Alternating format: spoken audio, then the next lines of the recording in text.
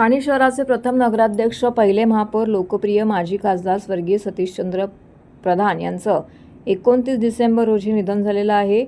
हे वर्ष त्यांचं प्रथम पुण्यस्मरण वर्ष असल्याने त्यांच्या स्मरणार्थ प्रधान कुटुंबीय ज्ञानसाधना ठाणे व सतीश प्रधान ज्ञानसाधना महाविद्यालय यांच्या वतीने अक्षतांजली कार्यक्रमाचं आयोजन करण्यात आलेलं आहे.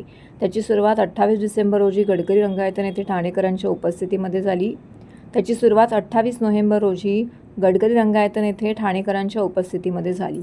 16 डिसेंबर रोजी सतीश प्रधान महाविद्यालय ठाणे येथे संपन्न झाली. स्पर्धेचं उद्घाटन ज्ञानसाधना संस्थेचे अध्यक्ष कमलेश प्रधान यांच्या हस्ते झाले.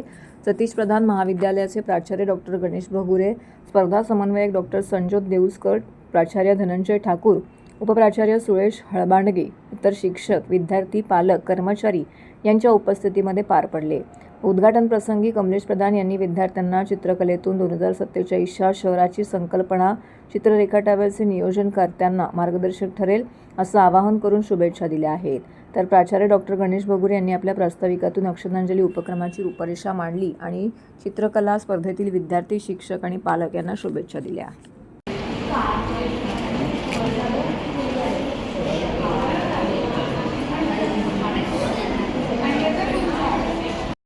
नमस्कार. अक्षतांजली निमित्ताने आम्ही ही चित्रकला स्पर्धा जी आयोजित केली आहे ती आम्ही स्वर्गीय श्री सतीश प्रधान यांच्या आठवणी कारण त्यांनी ही अशी मोठी चित्रकला स्पर्धा त्यावेळेस ते आयोजित करायचे. सो आमचा हा छोटासा प्रयत्न होता. त्याच्यात आपण सर्व ठाण्यातले शाळा आणि सर्व NGOs असे आपण एकत्र करून आपण बरेचसे NGOsना तिथे ज्यांना इथे येणं शक्य नव्हतं त्यांना तिथे आपण पार्टिसिपेशनसाठी कलर्स, पेपर असं देऊन त्यांच्याकडनंही आपण चित्र काढून घेतलेत. आणि आज तुम्ही जे बघताय की इथेही ही बरीचशी मुलं आलेली आहेत आणि या सगळ्यांच्या पेपरवरती तुम्हाला जे दिसतंय ते आहे ठाणे.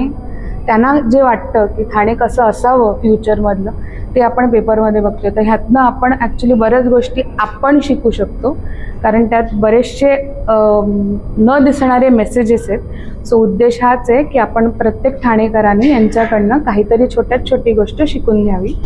आणि सगळ्यांना धन्यवाद.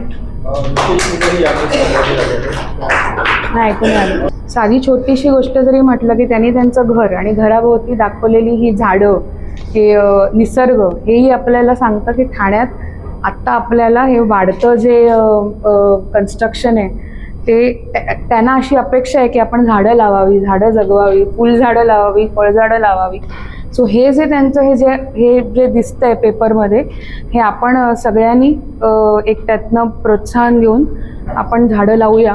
आणि इतकी सुंदर चित्र आहेत की आपण नक्कीच कुठेतरी एक दिवस प्रदर्शनासाठी ठेवूया. आणि अशी माझी विनंती असेल बाकीच्या इतर ठाणेकरांना की ते येऊन नक्की म्हणजे आमच्याकडे येऊन ते पाहावे की त्यांनी किती सुंदर चित्र काढलेली आहेत सगळी.